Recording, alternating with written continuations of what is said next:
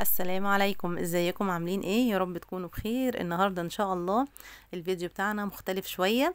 السمك القمر اللي قدامنا ده مش هنعمله وصفه عاديه جنب رز ولا اي حاجه، لا هنخلل شويه السردين القمر دول. ما شاء الله يعني السمك بتاعنا فريش.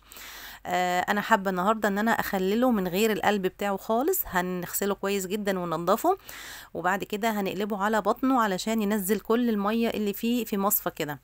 وبعد كده عندي بقى خلطة الملح بتاعتي زي ما انتوا شايفين كده، حوالي كوباية ونص من الملح الخشن، وعليها معلقتين من الشطة ومعلقة من الكركم، معلقة وربع يعني عشان زودت بعد كده شوية.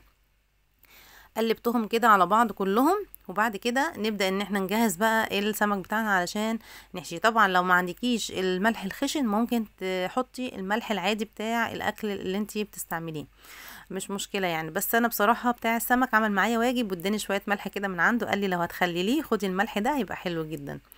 وده السمك بتاعنا. بصوا انا قلبيه على بطنه اهو عشان يصفي كل الميه اللي جواه. وزيادة التأكيد بقى هاتوا مناديل المطبخ كمان، وبتبدأي امسحي كده بمناديل المطبخ من جوه ومن بره لحد ما تحسي ان السمكية خلاص ناشفة جدا معاكي. بصوا بقى زي ما انتوا شايفين بدأت ان انا امسح كل الكمية لحد ما خلاص كله نشف معايا تماما، وتأكدت ان مفيهوش مية خالص. السمكية ما شاء الله منورة ازاي كده. خلاص السمك بتاعي جاهز ان احنا نبدأ نخلله. هاتي بقى الشنط النظيفة العادية اللي موجودة عندك في المطبخ، وابدأي ان انتي جهزيها كده عشان دي هنحط فيها بعد كده كمية السمك اللي احنا هنخلله. نجيب الملح ونجيب السردين بتاعي، وتعالي بقى نخلل. هنمسك واحدة واحدة كده ونبدأ نفتحها. وحطي بقى كمية مناسبة جدا من الملح في نص السمكية، يعني غلفيها كويس جدا من بره ومن جوه. حطي بقى كمية كويسة جدا من جوه كده، وبعد كده غلفيها من بره، وتأكدي ان كل حتة في السمكية فيها من الخلطة بتاعتنا، خلطة الملح اللي احنا عاملينها دي. وبعد كده هنحط السمك بتاعنا كده في صينية ونرصه جنب بعض لحد ما اخلص كل كمية السردين اللي عندي. طبعا كل الكمية بعمل فيها نفس الطريقة اهي، الملح من جوه ومن بره، ونرص كله كده جنب بعضه. وبعد كده تعالوا نشوف هنعمل فيه ايه. اهي كل الكمية خلصتها.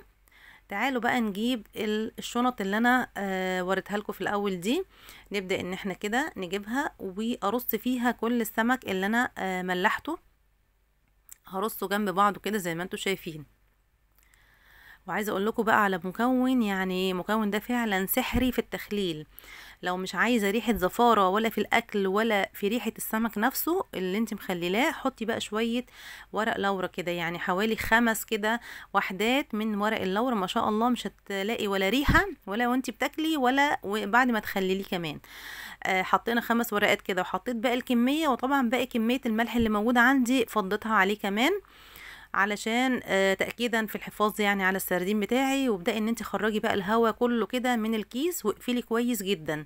هاتي كمان شنطة كده تانية برضو حطي فيها كيس السردين بتاعك كده واقفليه برضو كويس جدا. وتالت كيس نفس الحكاية، يعني حطيناه اهو في 3 اكياس.